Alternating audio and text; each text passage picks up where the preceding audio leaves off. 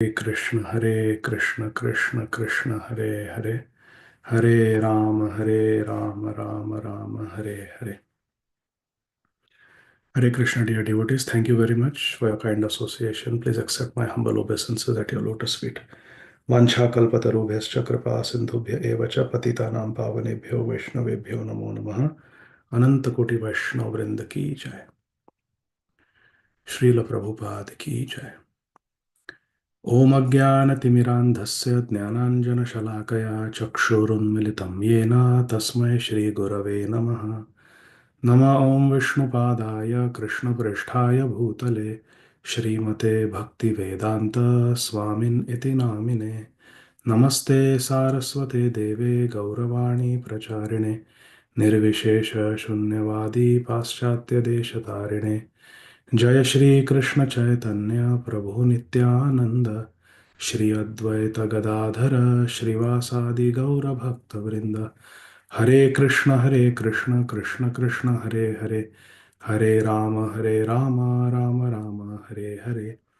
Hare Krishna Krishna Krishna Hare Hare, Hare Ram Ram Ram Hare Hare.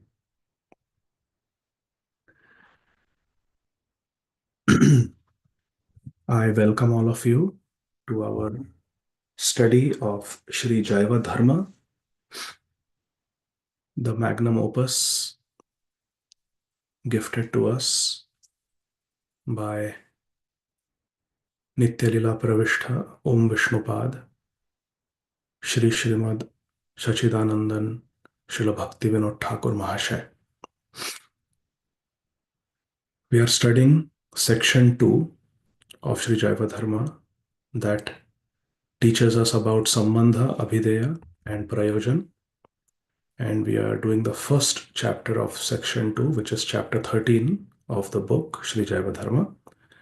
And chapter 13 deals with Praman, which is evidence, and Prameya, the truth. In the previous session, we saw how on the path of bhakti, the Shabda Praman, the Shruti Praman, the evidence of the Vedic literature is most important. And Pratyaksha Praman, Anuman Praman, evidence gathered by our sense perception and evidence gathered by experimentation, has no place as evidence, as Praman on the Bhakti Marg. Because Bhakti Marg deals with the absolute truth, Lord Krishna. And our senses are imperfect. Our intelligence is imperfect. And therefore, because of the four defects, there is Pramad, there is Brahm, Vipralipsa, and Karnapata. Because of these four defects, we have Brahm, we tend to get illusioned. Pramad, we tend to make mistakes. Vipralipsa, our Karnapata, our senses are imperfect. And Vipralipsa, we have a tendency to cheat and lie. Because of these four defects of the conditioned soul, Anuman and Pratyaksha Pramans are not acceptable. We have to get evidence from the perfect source, and the most perfect source is Krishna, who is Vedanta Krit. And therefore, the Vedas, which are given to us by Lord Krishna himself, who is the ultimate authority, Krishnam Vande Jagat Guru, the Shastra Praman, the Praman of the Vedic literatures, is the only acceptable Praman out of the 8 types of evidences, 8 types of Praman that we saw. Now, Shri Vrajanath inquires from his Gurudev. So we saw that the Shastra is the main Praman. In today's discussion, we will see what is qualifying, what qualifies as Shastra, what can be accepted as Shastra. Shri Vrajnath asks, are scriptures such as the Bhagavad Gita, Srimad Bhagavatam, and so on true evidences? Beg your pardon. See, I'm not able to see. Let me put my this down. Vrajnath says, are scriptures like Srimad Bhagavad Gita, Srimad Bhagavatam, and so on not true evidences? Now, you'll remember in the previous discussions, we dealt with a question that is sometimes raised by certain people, specifically by impersonalists or even atheists. They say that the actual Shastra is the Vedas and the Upanishads, the Shruti Shastras. And the Smriti Shastras, like the Puranas, like Srimad Bhagavatam, and the Itihasas, like Mahabharata, of which Bhagavad Gita is a part, they are composed later on, and therefore they are, because they are man composed, they are not really accepted as Praman. We will accept the Upanishads, we'll accept the Vedanta Sutra, we will accept the four Vedas, but we do not accept the Puranas or the Itihasas like Mahabharata. So, due to this propaganda, Vrajnath is inquiring, are Bhagavad Gita and Srimad Bhagavatam acceptable as Praman, as true evidences? His Gurudev, Sri Raghunath Das Babaji, replies, please listen carefully, dear devotees. This is very important for our discussion because we are all students of Srimad Bhagavatam and Srimad Bhagavad Gita. Sri Raghunath Das Babaji, who is a disciple of Sri Raghunath Das Goswami of Radhakund, replies, the Bhagavad Gita was directly spoken by the Supreme Lord Shri Krishna. Therefore, it is as good as the Vedas, and thus it has been named the Gita Upanishad. It is an Upanishad. Bhagavad Gita also is a Shruti Shastra. Because the Vedas are composed by Krishna, Vedanta Krit, as mentioned in Bhagavad Gita, and Bhagavad Gita is spoken by the same Supreme Personality of Godhead. Shri Bhagavan Uvacha, it says everywhere. So because Lord Krishna himself speaks Bhagavad Gita and Krishna is Bhagavan, Matah Parataram Nanyat Kinchid Asti Dhananjaya, therefore Bhagavad Gita is accepted as Gita Upanishad. It is as good as Vedas and it is the best Praman. Similarly, the doctrines of the Dashamula that we are studying now in Jaiva Dharma, the doctrines of the Dashamula were spoken by the Supreme Lord Sri Chaitanya Mahaprabhu. So they also are as good as the Vedas. So Bhagavad Gita is Praman, being Veda, Shastra, the Dashamula being spoken by the Supreme Lord Sri Chaitanya Mahaprabhu. Namo Mahavadanyaya Krishna Prem Pradayate Krishnaya Krishna Chaitanya Namne Gauratuse Namah. Shri Gauranga Mahaprabhu is Krishna himself. Brajendra Nandana Jai Shachi Suta Hoilo Sei Bharama Hoilo Nitai. So because Sri Chaitanya Mahaprabhu spoke these 10 verses of the Dashamula, they are also as good as the Vedas. The essence of the vast Vedas is summarized and compiled in the Srimad Bhagavatam. Srimad Bhagavatam Pramanam Amalam and Sarva Vedanta Saram hi Shri Bhagavatam Ishyate. In Srimad Bhagavatam itself, Bhagavan Shri Krishna Dvaipayana Vyasadeva writes that Srimad Bhagavatam is the essence of the Vedas. Sarva Veda Anta Saram hi Shri Bhagavatam Ishyate. The Srimad Bhagavatam is the essence of all the Vedas. It is the conclusion of all the Vedas. And also, in the beginning of Srimad Bhagavatam, in the third verse of Srimad Bhagavatam, it is said, Nigama kalpataror galitam phalam, shuka mukhad amrita drava samyutam, pibata bhagavatam rasamalayam, muhuraho rasika bhuvi bhavukaha. Nigama means the Vedas, is a kalpataru. The Vedas are a desire tree. Whatever you want, you will find in the Vedas. You want pure devotional service, you will find in the Vedas. You want Krishna Bhakti, you will find in the Vedas. You want to do Shiva Aradhana, you want to do Ganesh Aradhana, you want to do Durga Aradhana, you want to do Surya Puja. Everything is there in the Vedas. You want to do Karma Kand, it is there in the Vedas. You want to attain the impersonal Brahma Jyoti, it is there in the Vedas. You want to attain the Paramatma, it is there in the Vedas. The Vedas are desire fulfilling tree, Kalpataru. Whatever you want, you will find it. It's a big library. You will get whatever you want. Nigama means the Vedas, Kalpataru. It's a desire tree. But the mature fruit of this desire tree is Srimad Bhagavatam. Nigama kalpataror galitam phalam शुकमुखादमृतद्रव समयुतम् पिबत भागवतं रसमालयं मुहुरहो रसिका भुवि भावुका. Srimad Bhagavatam is meant for the Rasik Vaishnavas, the topmost devotees of Krishna. And it is the ripened fruit of the Vedic desire tree. So therefore, Srimad Bhagavatam is the epitome of all evidences. Shri Raghunath Das Babaji tells Shri Vrajanath. Srimad Bhagavatam is the epitome of all evidences. It is the best evidence. Srimad Bhagavatam pramanam amalam tad vaishnavanam priyam. It is the best praman.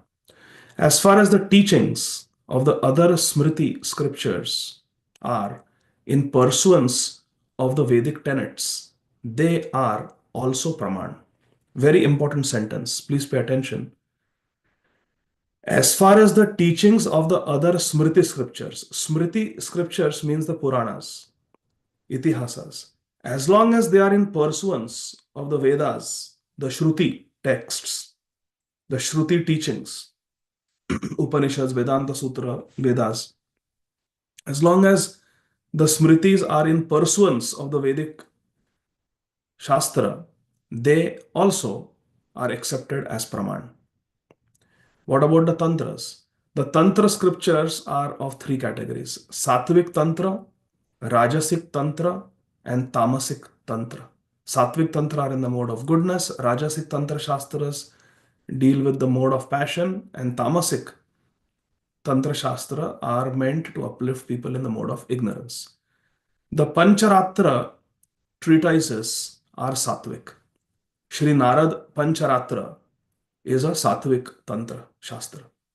The Sanskrit root tan means to diffuse. And since the Satvik Tantras diffuse the secret Vedic truths, they are also accepted as Praman. Only the Satvik Tantras like Shri Narad Pancharatra are accepted as Praman on the path of Bhakti. Many of the things mantras we quote, definition of Bhakti, how to do puja, how to perform initiation ceremony in the Vaishnava mantra, deity worship, Shri Vigraha Seva, all that comes from Shri Narad Pancharatra. It's a Satvik Tantra.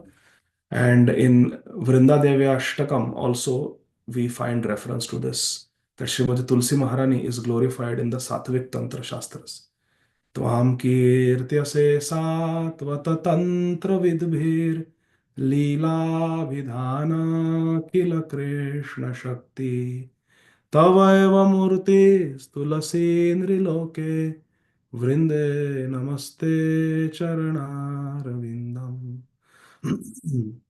O Vrinda Devi, you are glorified in the Satvik Tantra Shastras. Tvam kirtyase. Kirtyase means आपकी कीर्ति गाई गई है, आपका गुणगान हुआ है. Tvam kirtyase satvata tantravid. In the Satvik Tantras, you have been glorified like that. How you have been glorified? You have been glorified as Krishna's Leela Shakti. Krishnasya tvam kirtyase satvata tantra vidbhir Leela vidhana kila Krishna Shakti. You have been glorified as Krishna's Leela Shakti. Vrinda Devi. Because in Vrindavan, all Golok Vrindavan, all the Leelas, Radha Krishna Leelas, they are facilitated by Shri Vrinda Devi. So the Satvik Tantra Shastras are also accepted as Praman.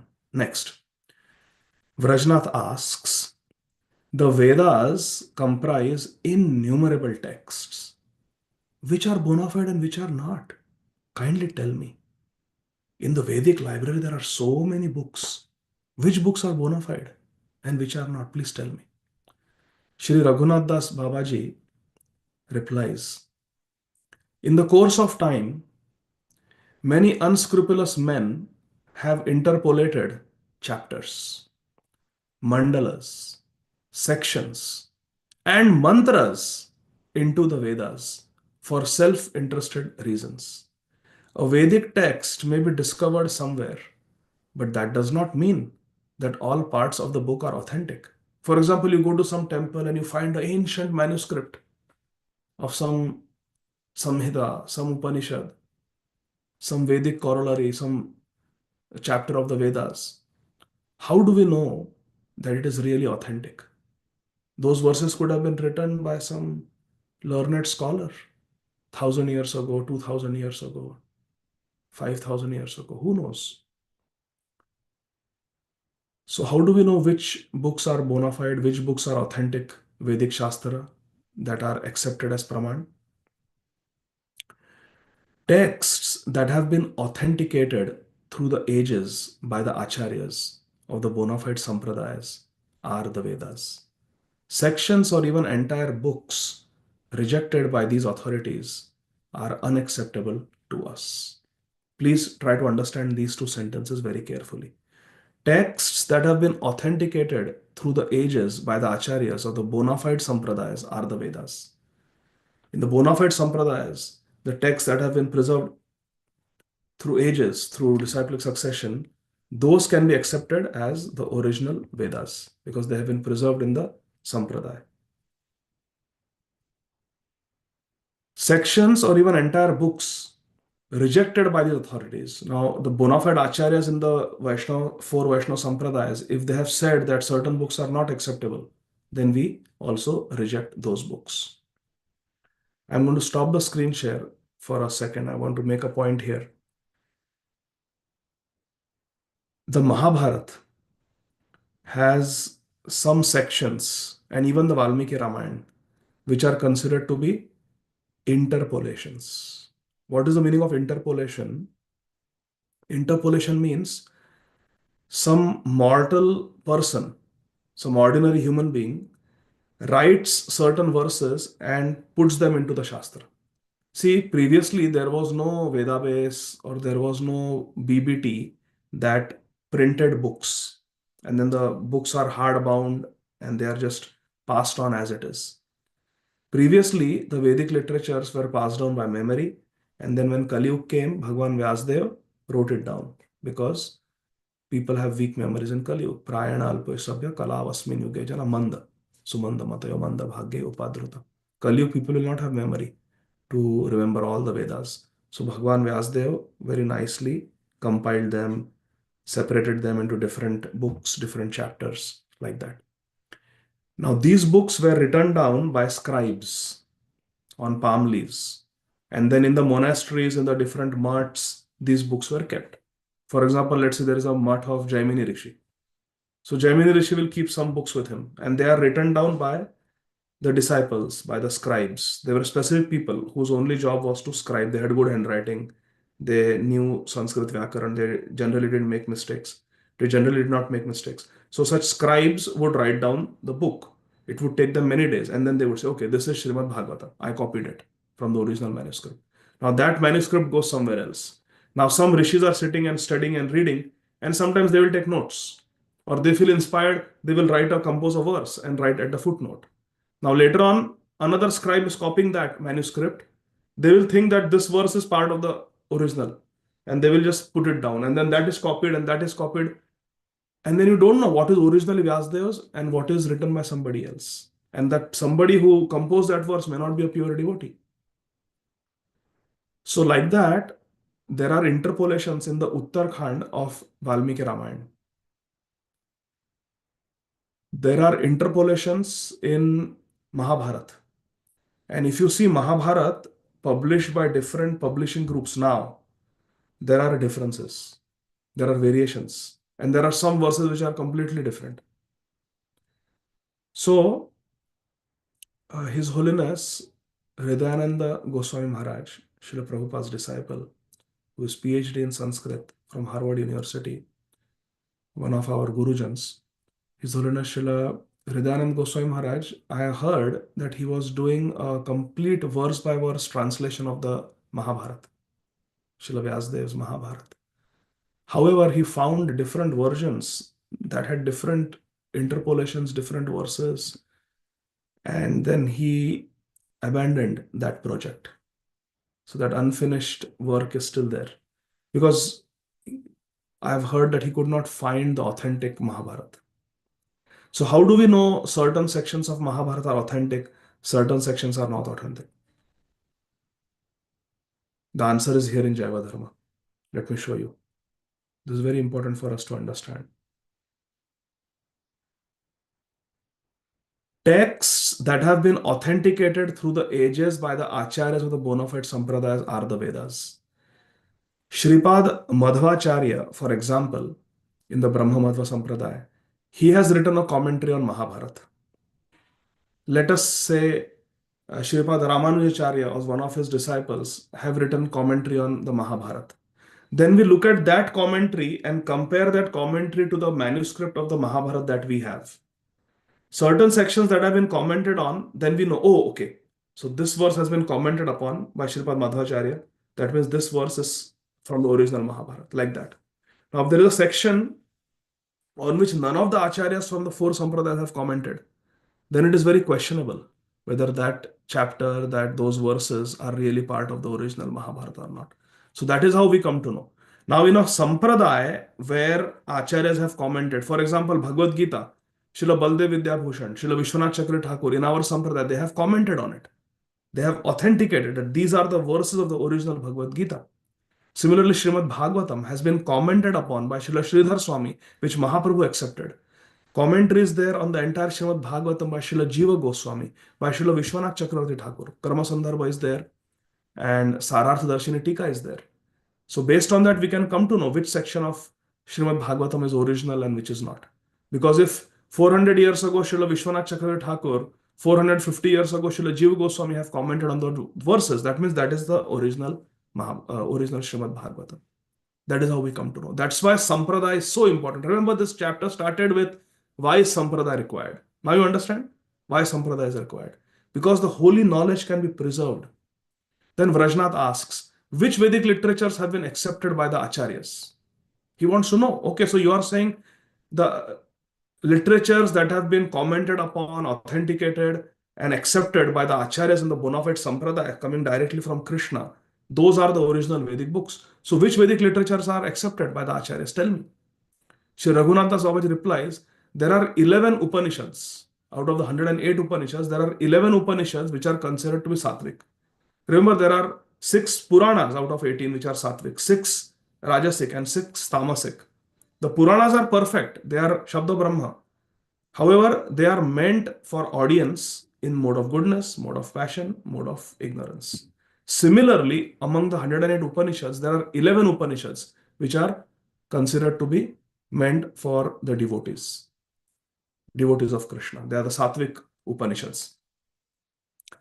These are the Ishopanishad, which Srila Prabhupada gave us, translated it. Ishopanishad is there. Kena Upanishad is there. Katha Upanishad is there. Prashna Upanishad. Mundak Upanishad. Mandukya Upanishad. Taittiriya Upanishad. Aitareya Upanishad. Chandogya Upanishad. Brihad Aranyaka Upanishad. And Shvetashvatara Upanishad. These 11 Upanishads are accepted by the acharyas as Sattvic Upanishads. Then there are few Tapanis also. A few Tapanis, extremely helpful with deity worship and so on, are also included in the Sattvic Vedic literatures. They are the Gopal Tapani Upanishad, very, very important Shastra. Gopal Tapani Upanishad. And Nrsimha Tapani Upanishad, etc. Corollary literatures of the Rig Ved, Samaved, Yajurved, and Atharvaved are also bona fide corollary literatures. They are dissertations on the Vedas known as the Brahmanas, Mandalas, etc. All these scriptures have been authorized by the previous acharyas and are thus accepted as Praman. Only thing is, these texts, these books must be authenticated by the bona fide acharyas in the bona fide sampradaya. Then we can accept those books as authentic Praman. Vrajnath asks, what is the proof that logic and rhetoric have no jurisdiction in the realm of spirituality? You said that in the realm of spirituality, on the Bhakti Marg, Pratyaksha and Anuman cannot be accepted as Praman. You are saying this, but what is the proof? What is the proof? Vrajnath wants to know. What is the proof that logic and rhetoric, Pratyaksha Praman and Anuman Praman, have no jurisdiction in the realm of spirituality? Shri Raghunathas Babaji says, here are several references from the scriptures. Please listen to them. For example, in Katha Upanishad 1.2.9, it is said, Naisha tarkena matir apaneya proktanyenaiva sudnyanaya preshtha. O Nachiket, now you have attained the transcendental consciousness of self-knowledge. Do not squander it through tarka. Naisha tarke matir apaneya. Don't squander your consciousness. Don't spoil your consciousness. Don't waste away your divine consciousness, transcendental consciousness through tarka. Tarka. Tarka means debating, arguments, logic, and dry empirical debates. Through debates, argument, logic, don't spoil transcendental consciousness that you have received. You have received transcendental knowledge, Sudnyan. Don't spoil it through arguments, debates, dry logic. This is there in the Katha Upanishad. Here is an outstanding quote from the Vedas, from the Vedanta Sutra, written by Srila Vyasadeva himself, giving further proof that Pratyaksha Praman and Anuman Praman, Praman gathered through our senses and the mind, is not acceptable. For example, in the Brahma Sutra also means Vedanta Sutra. In the Vedanta Sutra, Brahma Sutra 2.1.11, it is clearly mentioned that Tarka Pratishthanat, Tarka Apratishtanat. Through tarka, through dry arguments, logic, debates, we are unable to extract the correct conclusions from the scriptures. Pratishtha means to establish the truth. Even in Sri Mahabharata, it is mentioned, Tarko Pratishtha Shrutayo Vibhinna. Through tarka, we cannot establish the truth. Tarka Pratisthana, this is Vedanta Sutra, Brahma Sutra 2.1.11. Clearly it is meant by tarka or pratishtha. We cannot establish the conclusions of the scriptures based on argument, debates, logic. The conclusions established through logic and argument by one scholar today are certainly refuted and dismembered, broken down the next day. Therefore, logic and rhetoric have been disqualified. They are not acceptable. You have to take the Shastra as it is. So important no, to understand this. That example was from the Vedanta Sutra, the Brahma Sutra. There is further evidence in Mahabharata, Bhishma Parva, 5th chapter, text 22. In Mahabharata also, Srila Vyasadeva has written, Achintya khalu ye bhava, natam starkena yojayet, prakritibhya param yacha, tad achintyasya lakshanam. That which is beyond material nature, that which is achintya, and thereby outside the parameter of sense perception, is the inconceivable absolute truth. Krishna is achintya.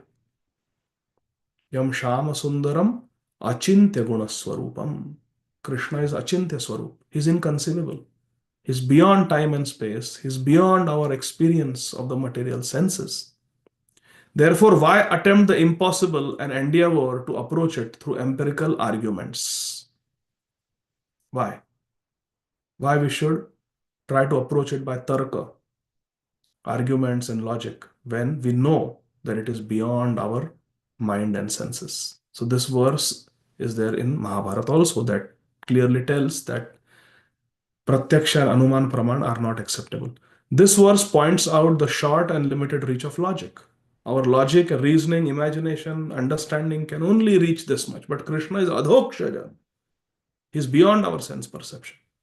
The Grand Master of the science of devotion, Srila Rupa Goswami, a stalwart in spiritual arbitration, writes in his monumental devotional work, the Bhakti Rasamrita Sindhu, Purva 1.45.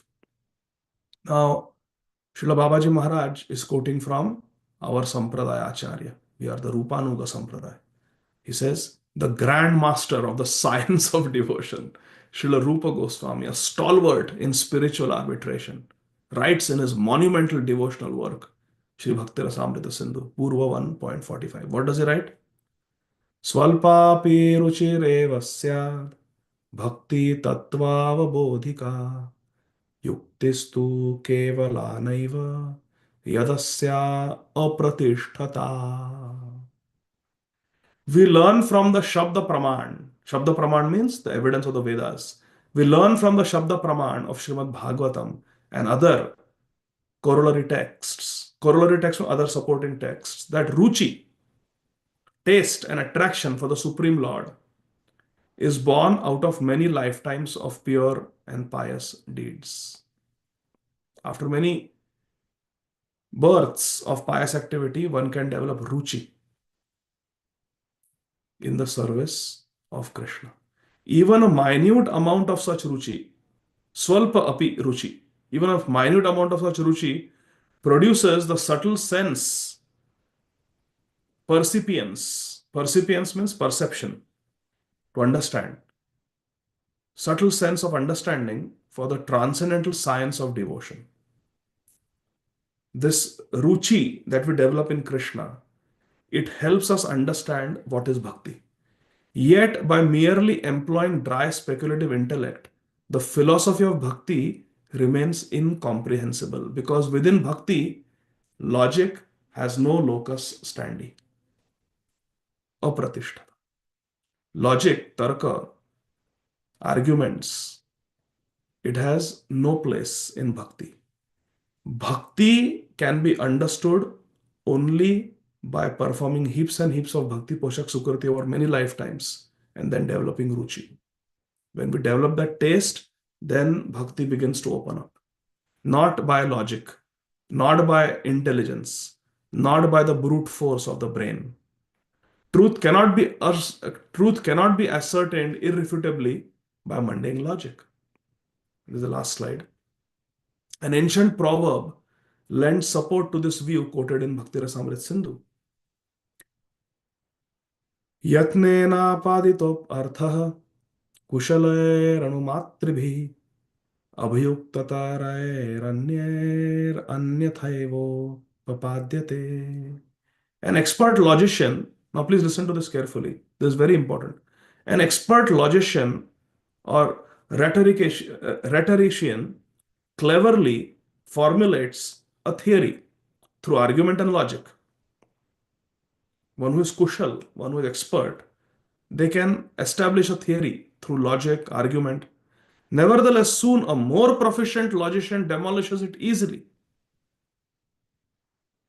This may happen to you. Therefore, logic and mundane rationale are untrustworthy. Somebody's logic, somebody's argumentation, that is untrustworthy, because today they are establishing, tomorrow someone will come and prove it wrong. Prove it wrong. Therefore, somebody's logic, argumentation cannot be accepted as praman. We have to accept Shastra as it is, as Krishna has spoken it, as Srila Vyasadeva has spoken it. Vajnath says, respected Babaji Maharaj, I have now properly understood that the Vedas are the self-perfected praman. They are the perfect praman, perfect evidence, the Vedas, Shastra, whose philosophical authority is contested by the logicians to no avail. Logicians and argument, they will write. Even today, there are so many people writing books about Karna, how Karna was good, how Duryodhan was good, and they write their own interpretation of Ramayana, their own interpretation of Mahabharata. Instead of Ramayana, they have written Ravanayan, the story of Ravan, projecting Ravan as the real hero and Ram as the villain. Oh, nonsense. So people can establish their own siddhanta, they can establish their own conclusions through logic, through their own interpretation, their fertile brain. Who cares? Who cares about all this? We have to accept Krishna's version. We have to accept, go to the original Moola Shastra, the original Shastra, and understand it in a paramparik way. Understanding along the lines of understanding handed down in the Guru Shishya Parampara, in the disciplic succession. Therefore, we need to be in the Parampara, coming directly from Krishna. Acharya to Acharya to Acharya to Acharya to Acharya to Acharya, like that. Prajnath says, I have understood this. I have understood this. What is Praman? It is the Vedas. It is the authentic Vedic literatures which have been preserved in the Parampara, which have been commented upon by the bona fide Acharyas in the Vaishnava Paramparas. And other scriptures are not to be accepted. Somebody's new theory, new philosophy, not to be accepted. Somebody speaking something, establishing something because of some arguments, some logic, not to be accepted. For example, someone may say that I have discovered there are great benefits in eating garlic. Therefore, we should eat garlic. Now, the acharyas have clearly said that garlic is not good for spiritual life. Or now new logician will come and say, dekho, dekho, dekho, now in the market times have changed. Unfertilized eggs are there. And the white of the egg white, it is the most perfect protein. It has got all essential amino acid. It has got very good ability to be digested by the human gut. Therefore, I say that ISKCON devotees should start eating egg white. There is no killing involved. It is unfertilized egg. ISKCON devotees are getting heart attacks and strokes. Start eating garlic. We don't buy this. Or someone says, Prabhupada gave dhoti kurta. Give it up. No need to wear dhoti kurta from today. You wear nice shirt pant. Sit on the Vyasasana with shirt pant. No. No. What the acharyas have given, what the Shastra is telling us, we follow that. We follow that. This Vrajnath understood. What is Praman and what is not Praman. Now he says, kindly tell me the second shloka of the Dashamula doctrines. We saw the first shloka, that the self-perfected Vedas are the only Praman that we accept. And now Vrajnath wants to go to the second shloka, and Krishna willing, that we will see in the next session, Monday in America and Wednesday. In India, it will be Tuesday morning and Thursday morning. So thank you very much, dear devotees. Shri Jaiva Dharma ki jai, Srila Bhakti Vinod Thakur Mahashaya ki jai, Srila Prabhupada ki jai. Yes, Bhagavati Vasudha Mataji, please go ahead. Hare Krishna Prabhuji, Dandas Pranam, Srila Prabhupada ki jai. Thank you, Prabhuji. Today, we were discussing about how the material things will not come in the proofs, prameya. So, but we also have heard that when we utilize our material body, mind, intelligence, senses in the service of the Lord, it is spiritualized.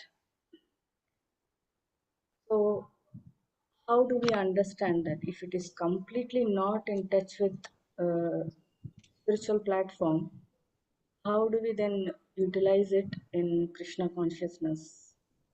For example, a flower is there. When we offer to the Lord, it has become spiritual. So can you please help me understand? So flower being offered to Krishna and it becomes prasad, it becomes spiritualized, that is known. So what is your question? I didn't understand. Today we were discussing that anything beyond the spiritual platform cannot be used to understand or serve or utilize in spiritual platform. Anything material cannot be used.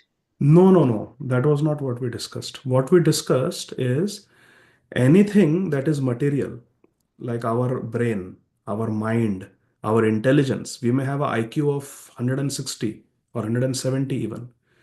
With our intelligence, our mind, our senses, our eyes, our microscopes, our telescopes, our ears, our AI technology, our supercomputers, we cannot understand Krishna because Krishna is inconceivable.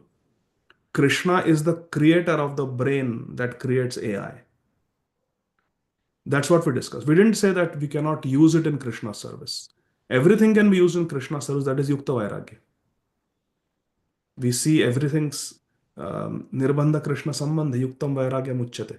You see everything's sambandha, everything's connection with Krishna. For example, Chat GPT could be used to create notes for a class. It could be. It can give you some references. It can give you some ideas. Zoom is being used right now. I am using a computer. You are using a computer. We are using internet. So modern things, material things can be used in Krishna's service because ultimately everything is coming from Krishna. But our senses, eyes, ears, nose, skin, tongue, and our mind and intelligence cannot grasp Krishna. We cannot catch Krishna. We cannot capture Krishna through our material intelligence and material senses.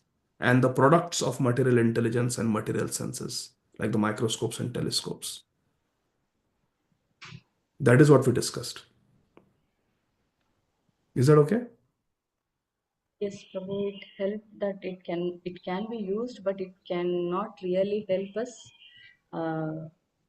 realize Krishna, Understand Krishna. understand Krishna. We cannot see.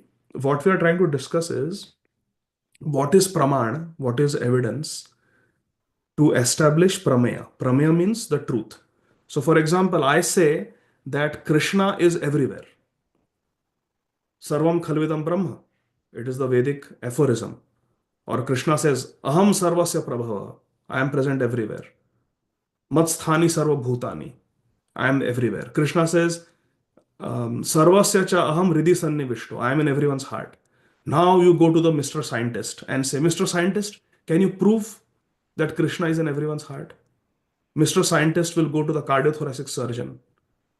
He will go to the greatest anatomist. He will go to the greatest radiologist and do a cardiac MRI, do certain blood tests, dissect the heart, look at the heart after making histological slides and looking under the powerful microscopes with different stains, this, that. Oh, I could not find any Krishna in the heart. So my conclusion is that Bhagavad Gita is wrong. Krishna is lying. There is no God in everyone's heart. I could not find it. Or you look with the electron microscope, I could not find Paramatma everywhere. Now Krishna is saying I am everywhere. Andantarastha paramanu chayantarastham. I am even inside the anu, the atom. But Mr. Scientist will say, well, I cannot see it with my electron microscope. I cannot see it with my experiments. I cannot prove that there is God anywhere. So God doesn't exist. That is what Jaiva Dharma is teaching us, that through material experimentation, through material observation, we cannot catch Krishna because Krishna is completely spiritual. Krishna is a different dimension. Just like the mind.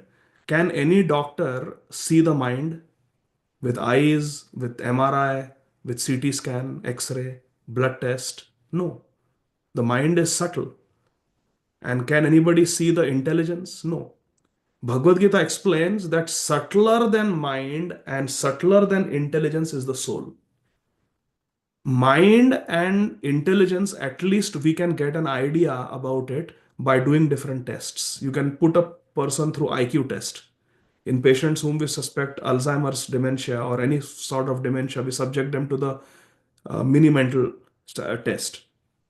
We subject them to so many different neurocognitive testing, and then we get a score whether this patient has cognitive impairment, whether this patient has dementia, or whether the patient is normal.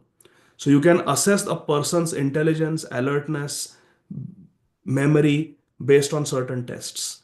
You can understand a patient's mind by doing certain questionnaires. For example, if you're suspecting somebody's mind is depressed, somebody is suffering from depression, we can do a depression score. It's just a questionnaire. You answer the questionnaire and you get a score. Based on the score, you can say this patient is normal or this person has mild depression, moderate depression, severe depression. Similarly, you can do it for bipolar. You can do it for a manic episode.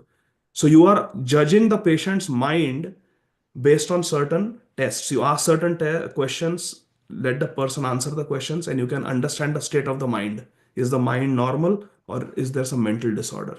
Is the intelligence normal or is the person's IQ 80? Patient is less intelligent. So intelligence and mind, even though we cannot see it, we can assess it with certain neurocognitive tests. But Bhagavad Gita teaches us that the soul is subtler, way subtler than even mind and intelligence. So, how can any scientist, how can any physician, how can any physiologist see, capture, or understand the soul when it is way subtler than even intelligence and mind? Therefore, no material gadget can help us understand Krishna, who is even subtler, who is the subtlest, like that. That is what Jaiva Dharma is teaching us. Therefore, Krishna is achintya. Chintya means conceivable. Achintya means inconceivable. We cannot understand, like that, beyond our conception. Adhokshaja. Krishna's name is Adhokshaja. Srila Prabhupada explains what is the meaning of Adhokshaja. Sanskrit language starts with A. The first syllable, first akshar is A, and last is Ksha. Ksha. A to Z. And Adha means to humble it, to push it down, to prove it wrong. So Krishna is called Adhokshaja, and Ja means Janma. So Akshaja means anything that is born from A to Z. All the scientific papers that we write, all the scientific studies that we do, all the experiments, all the journals, scientific journals, Lancet magazine, Science magazine, Nature magazines, New England Journal of Medicine magazine, all magazines are A to Z. Every literature that has been written is from A to Z, but Krishna's name is Akshaja, Adhokshaja. Whatever we know from A by combination, permutation of A to Z syllables, whatever we have written, everything is put down. Adha means down. Everything is put down, everything is humbled by Krishna. Krishna's name is Adhokshaja. Anything that is born from first letter to the last letter all fails in comparison to Krishna. That is Krishna. Adhoksha. Adha means to push down. Krishna humbles all our scientific knowledge, all our scientific understanding. When Krishna sends a hurricane, with all our satellites, we can come to know Hurricane Irene is coming, Hurricane Helene is coming, this hurricane is coming. But what can we do about it? We have to simply evacuate. Evacuate and run. And that is just Ekam Shana Sthito Jagat. That is just one fragment of Krishna's power. You see how Krishna is inconceivable. So we have to understand Krishna's greatness in that way. We cannot understand Krishna through material gadgets. Krishna can only be understood through Shabda Praman, through the Vedic literature, by hearing from Guru in Parampara. Okay? Thank you, Prabhuji. Hare Krishna. Hearing from Guru Parampara and realizing Krishna or trying to understand Krishna, that does not comes under what we are discussing today. So that is No. not jnana, that is spiritual. That is not Jnana. That is, see, Jnana means you are using your own intelligence, your own scientific observations and experimentation. Here we are not doing that. Here, Krishna's intelligence is working. Krishna says something and that is passed down as it is. Krishna says, surrender to me. Sarvadhavan parityaja mamekam sharanam vraja. And Brahmaji says, surrender to Krishna. Narad Muni says, surrender to Krishna. Vyasdev says, surrender to Krishna. Prabhupada says, surrender to Krishna. Same message. So our intelligence, our deductions, our inferences are not working. It is Krishna's intelligence that is being passed down. So it does not matter. It is spiritual. Even though it is coming in the form of material books, material lectures, material syllables, but it is Krishna has spoken that for our benefit. So it is Shabda Brahma. It is Shabda. It is not material. It is Shabda Brahma. That is the difference. Is that okay? Yes, yes, Prabhu. That is what I was trying to differentiate. Thank you, Prabhu. Is it clear now? Yes, Prabhu. Even whatever understanding and realization that comes is spiritual. It's It not. is spiritual. Yes, because it is paramparagat. It is in line with parampara. That's why. If I say, I have a realization, tomorrow we should dress Krishna like Superman, will you accept that? No. It is not paramparagat. It is not Shastra Sammat. Pitambaradhari Krishna. Nilambaradhari Radha. That is acceptable. So like that. So it is not material because it is paramparagat. It is Shastra Sammat. It is according to Guru Sadhu Shastra. That is acceptable. Any new invention, this, that, we don't accept. Okay? Thank you so much, Prabhuji. Thank you. Hare Krishna. Hare Krishna. So Pariva Mataji will take it next time because it's a little late and I'm working tomorrow. So we'll end it now today. Srila Prabhupada ki Jai. Thank you very much. Hare Krishna. Jai Jai Shri Radhe. Hare Krishna. Thank you, Prabhuji. Hare Krishna.